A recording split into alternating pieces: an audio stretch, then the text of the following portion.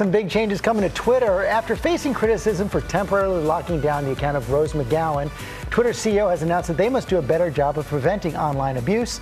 Our tech contributor Becky Worley joins us from San Francisco. So Becky, what kind of changes can we expect to see? Oh, George, that is the key question. In a series of tweets, of course, Twitter CEO Jack Dorsey laid out broad ideas for stricter harassment rules and stronger enforcement of the rules they already have. This morning, Twitter promising new changes after a massive online boycott. CEO and co-founder Jack Dorsey saying there'll be new rules around unwanted sexual advances, non-consensual nudity, hate symbols, violent groups, and tweets that glorify violence. The new policy coming as a response to the Women Boycott Twitter protest launched online, as well as what Dorsey calls aggressive work by Twitter. Tweeting, "We see voices being silenced on Twitter every day. We've been working to counteract this for the past 2 years."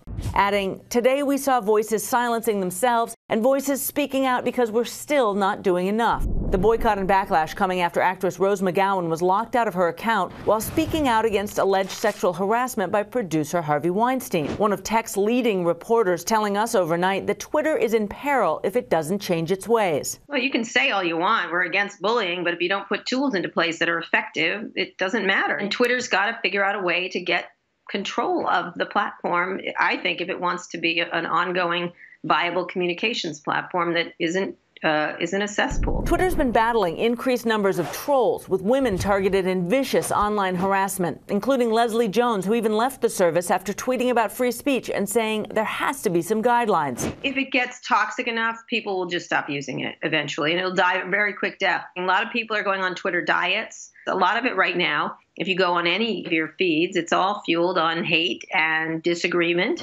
The head of Twitter clarifying the details, saying these changes will start rolling out in the next few weeks.